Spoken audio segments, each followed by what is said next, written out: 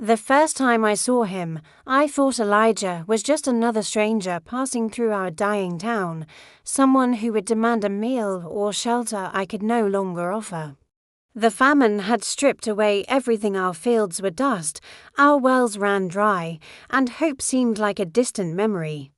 I had just enough flour and oil to bake one last piece of bread for myself and my son, and after that, well, I didn't let myself think about what came after.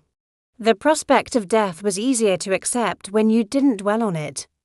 Elijah came to me as I bent over the fire pit, trying to coax flames from damp kindling. He was tall and weary, his face marked by both the sun and some kind of inner knowing that unsettled me. He spoke plainly, his voice steady despite the thinness of his frame.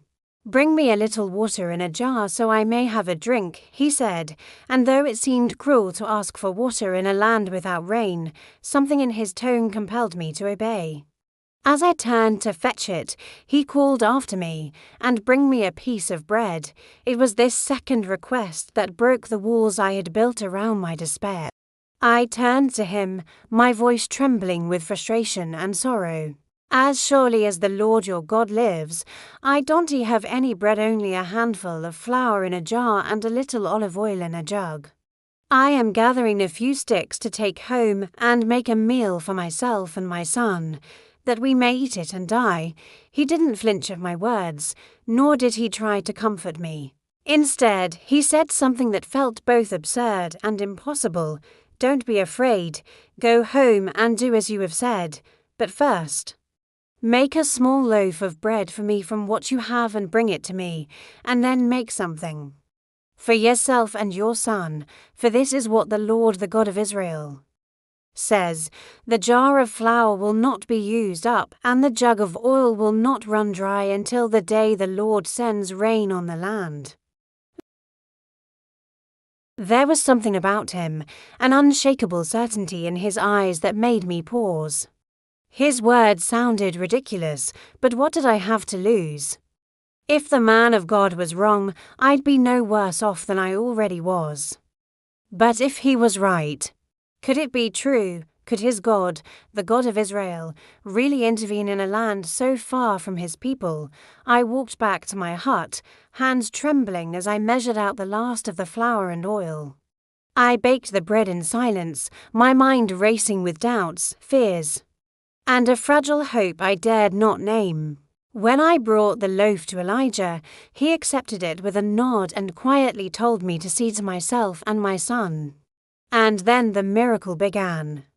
Day after day, I would go to the jar and the jug, expecting to find them empty. And day after day, there was enough. It wasn't abundance, not in the way we'd once known, but it was sustenance. The flour never ran out, the oil never dried up. Each morning, I would stare at those humble vessels, running my fingers along their edges as if to assure myself they were real.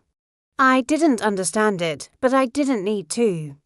All I knew was that my son was alive, and so was I, against all odds.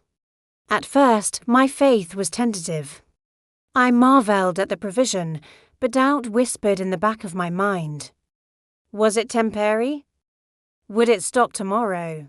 But with each passing day, I felt a shift in my heart. The fear began to lessen, replaced by a quiet, growing trust not just in the God Elijah spoke of, but in the unseen hand that sustained us. One day, my son fell ill. His breaths grew shallow, his skin cold, and I was overcome with anger and grief.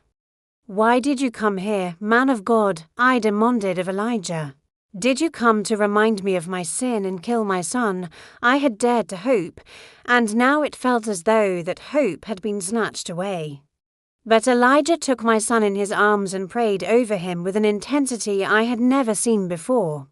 When my son's eyes opened again, life returning to his small, fragile body, something inside me broke. The walls of doubt that had held me back crumbled, and in their place was an unshakable belief. I looked at Elijah, tears streaming down my face. "Now I know that you are a man of God, and that the word of the Lord from your mouth is the truth."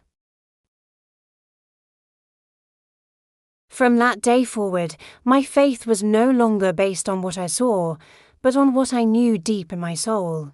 The God who kept my jar of flour and my jug of oil full was the same God who brought my son back to life. He was not just the God of Israel, he was my God too. And I would trust him even in the midst of famine, even in the face of death.